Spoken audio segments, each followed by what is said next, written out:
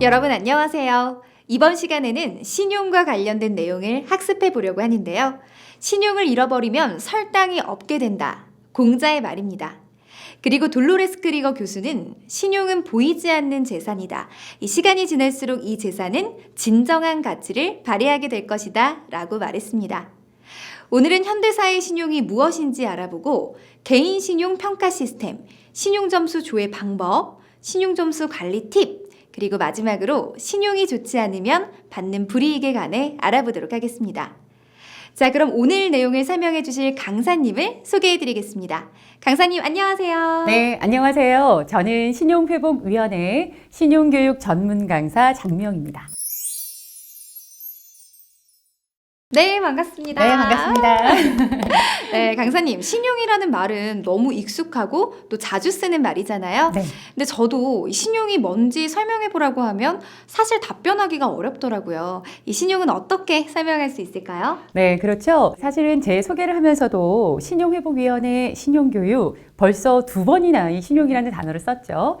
그리고 우리가 쓰는 신용카드에도 신용이 들어가지만 사실 정확하게 알고 있는 분들은 많지 않습니다.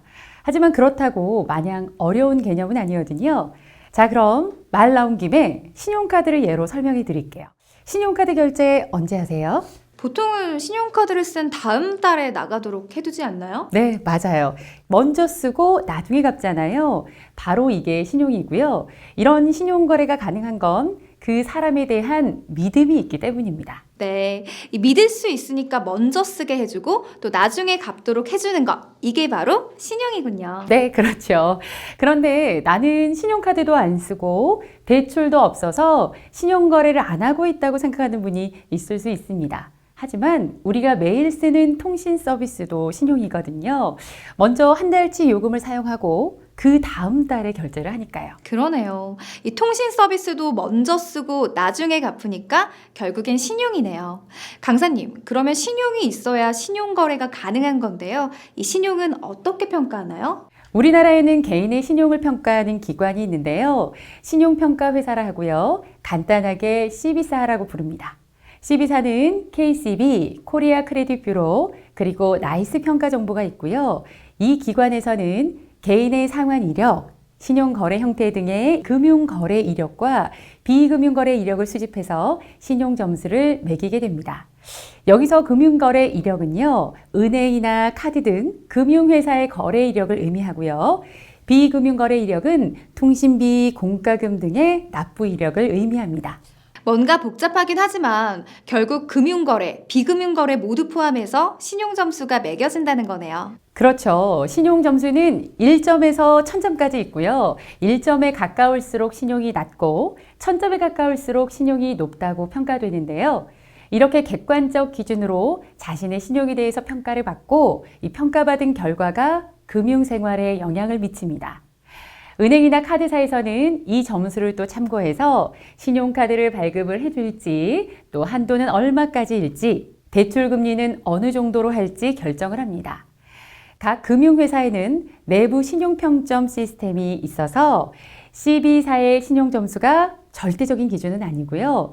CB사 정보와 각 금융회사의 평점 시스템 등을 고려해 개인과 신용거래를 할지 결정하게 됩니다.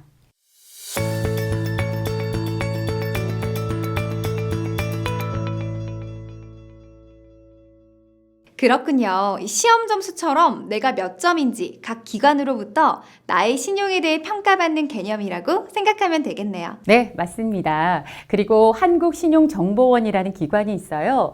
한국신용정보원은 종합신용정보 집중기관인데요. 모든 신용정보는 한국신용정보원으로 집중이 된다고 생각하시면 되고요. 신용카드 발급이나 계좌 개설, 대출, 그 외에도 신용회복, 그리고 파산면책, 개인회생이나 세금 체납 정보 등을 모두 수집해서 관리합니다. 나의 금융과 관련한 모든 정보를 한국신용정보원에서 관리한다고 생각하면 되겠네요. 그럼 그 신용점수는 개인이 확인할 수는 없는 건가요? 아니에요. 개인도 쉽게 확인할 수 있어요. 신용평가 회사인 KCB에서 운영하는 올 크레딧 사이트와 나이스 신용평가에서 운영하는 나이스 지킴이 서비스를 통해서 무료 조회가 가능합니다.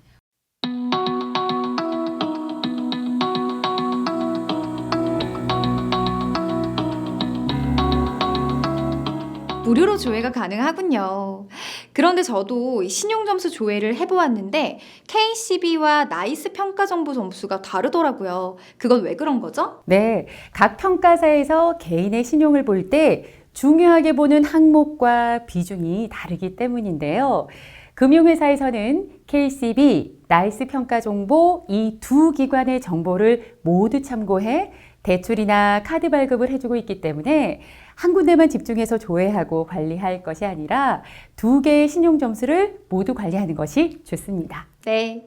요즘은 토스, 카카오페이, 네이버 등에서도 조회가 되는 걸로 알고 있는데요. 네, 맞습니다. 요즘 핀테크 기업이나 금융회사들이 코리아 크레딧 뷰로와 나이스 평가 정보와 제휴를 맺어서 해당 어플 등에서도 신용 점수를 열람하기 쉽게 제공하고 있습니다. 또 누가 내 신용 정보를 조회했는지 대출 이력 등도 조회가 되기 때문에 타인이 내 명의로 대출을 받았는지 또 내 동의 없이 신용 정보 조회는 하지 않았는지 체크할 수 있어요. 신용조회로 많은 걸 알 수 있네요. 근데 개인이 신용 점수를 조회하면 신용이 떨어진다고 하는데 사실인가요? 아닙니다. 신용 점수 조회 여부와 횟수는 신용 점수에 아무런 영향도 주지 않고요. 오히려 반대로 자주 조회하셔서 신용 점수를 관리하셔야죠. 신용 점수도 관리를 할 수가 있나요? 네, 앞에서도 말했지만 비금융거래도 신용에 영향을 주기 때문에 이동통신비 사실 얼마 안 되니까 한 달 정도는 밀려도 괜찮겠지 생각하면 오산입니다. 그래서 정기적으로 나가는 돈은 자동이체를 해두는 편이 좋고요. 통신요금뿐만 아니라 공과금, 국민연금, 그리고 건강보험료 납부 내역도 본인이 등록하면 신용점수를 올릴 수 있거든요. 이런 방법은 금융이용 경험이 부족한 청년이나 주부, 고령층 등이 활용하기에 아주 좋은 방법이 될 수 있습니다. 이 정보는 저도 처음 알았네요. 네. 그리고 주거래은행과 카드사를 정해서 오랫동안 거래하는 것도 추천하는데요. 신용점수에 신용거래기간도 포함되어 있거든요. 오랜 기간 동안 정상적인 금융거래 경험을 쌓은 사람은 위험도가 낮다고 판단을 해서 신용평가에 긍정적으로 활용이 됩니다. 그래서 오래된 신용카드는 가능하면 해지하지 않는 게 좋은데요. 오랫동안 사용한 신용카드에는 오랜 시간 갚아온 이력이 남아있는데 카드를 해지하면 그 기록도 같이 사라지기 때문에 카드를 해지하려면요. 최근에 발급한 카드부터 해지하는 것이 좋은 방법일 수 있습니다. 네, 오래된 신용카드는 해지하지 않는 게 신용점수 관리에 좋은 팁이군요. 그러면 몇 개의 신용카드를 사용하는 것이 적정한가요? 이 신용카드를 많이 만들면 신용점수가 하락하나요? 개수가 많아도 연체가 없다면 문제는 없습니다. 절대적인 수치는 중요하지 않죠. 하지만 많아질수록 관리가 어려워서 연체할 확률이 높아질 수 있고요. 그래서 평소에 자신의 지출 패턴과 규모에 맞춰서 카드를 사용하는 것이 더 중요합니다. 네, 제 지인 중에는 이 신용카드를 쓰다 보니까 과소비를 하게 되는 것 같아서 다 없애고 이 체크카드만 쓰시는 분도 있거든요. 이런 방법은 어떤가요? 아주 좋죠. 과소비를 걱정해서 체크카드를 쓰신다는 건 굉장히 바람직한 거고요. 굉장히 좋은 방법이기도 합니다. 내 통장에 있는 돈 안에서만 소비할 수 있고 즉시 돈이 빠져나가는 게 보이니까 자산 관리에도 신경을 쓸 수 있고요. 그런데 체크카드는 신용거래라고 보기가 좀 애매하지 않나요? 이 신용점수 관리 측면에서는 신용카드가 더 좋을 것 같은데요. 그렇게 오해하실 수도 있는데요. 그렇지는 않습니다. 체크카드 사용 기록도 신용점수를 좋게 유지하는 데 도움이 되고요. 체크카드가 또 신용카드보다 소득공제에도 유리합니다. 아, 이 체크카드를 쓰면 유리한 부분이 있었네요. 소득 공제율도 더 높고 너무 좋은데요? 네, 그러니까 내가 과소비를 하는 경향이 있다고 생각되는 분들은 체크카드 쓰시는 걸 추천해 드리고요. 또 카드 사용에 관한 사항은 신용카드 잘 사용하는 방법 편에서 제가 또 상세하게 설명해 드리겠습니다. 네, 그리고 제가 이 통신요금 납부용 카드를 해지하고 새 카드를 신청하면서 자동이체 변경을 안 한 적이 있었어요. 그래서 통신사에서 요금 연체 중이라는 문자를 받고서 부랴부랴 연체료를 납부하고 자동이체를 한 경우가 있었어요. 맞습니다. 그런 경우도 흔해서 주의하셔야 하고요. 그리고 또 하나 중요한 게 있는데요. 주소지나 연락처가 바뀌면 모든 금융회사에 변경 요청을 하거나 어플 등을 통해서 직접 변경해 두시는 게 좋습니다. 그건 왜요? 네, 변경해둬야 대출 상환일이나 또 연체 정보 등 관련 정보들을 우편이나 문자로 받을 수 있기 때문인데요. 그렇지 않으면 의도치 않게 장기 연체를 할 수 있어서 신용점수에 아주 큰 악영향을 줄 수 있습니다. 다 여러분을 위한 일이니까 변경사항이 있다면 적극적으로 수정해 주세요.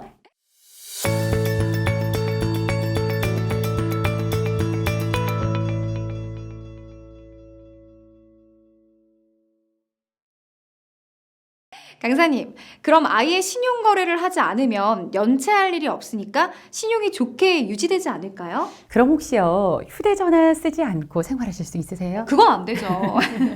일단 통신 서비스, 그 다음에 전기, 수도 이용부터 신용 거래를 하는 거고요. 더 나아가서 학자금 대출이나 내 집 마련을 위한 주택담보대출이 필요한 상황이 분명히 생길 수 있어요. 그럼 신용 거래를 하지 않은 사람의 신용 점수는 어떨까요? 만점 아닐까요?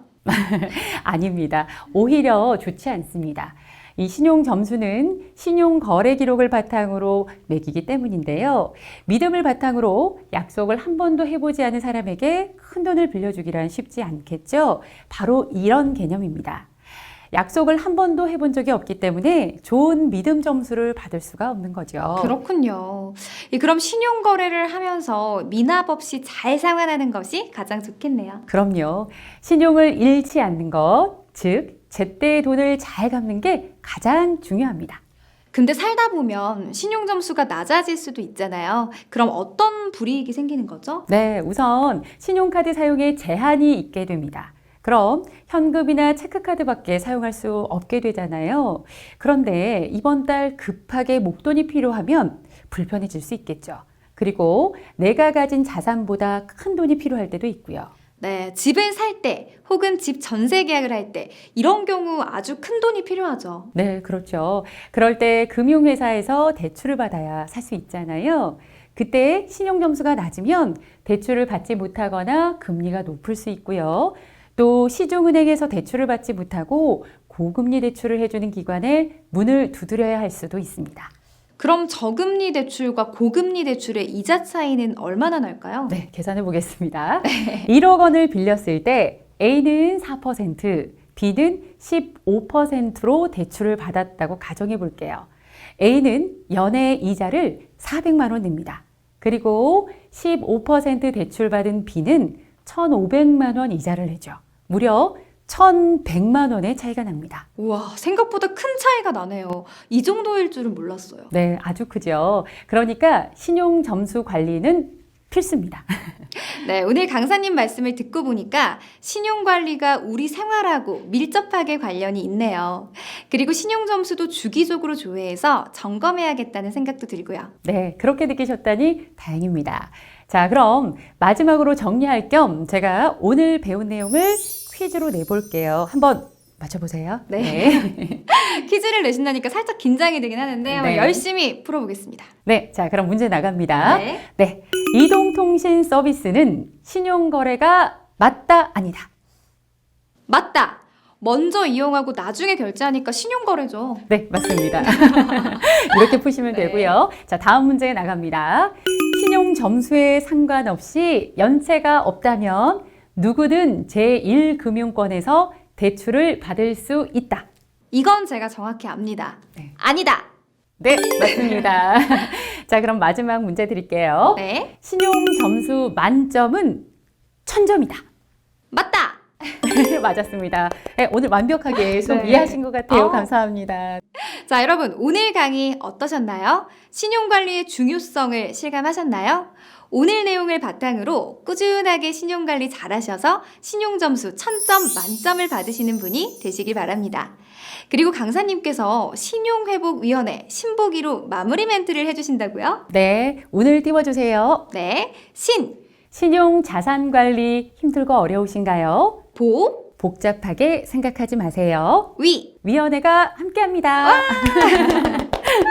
자, 여러분, 신용회복위원회는 국민의 채무 걱정 없는 행복한 삶을 위해 힘쓰고 있습니다. 주변에 빚 문제로 어려움을 겪는 분들이 있다면 신용회복위원회를 꼭 기억하고 알려주세요. 또한 신용금융교육이 필요할 때는 신용교육원을 찾아주세요. 그럼 이것으로 오늘 교육 마칩니다. 감사합니다.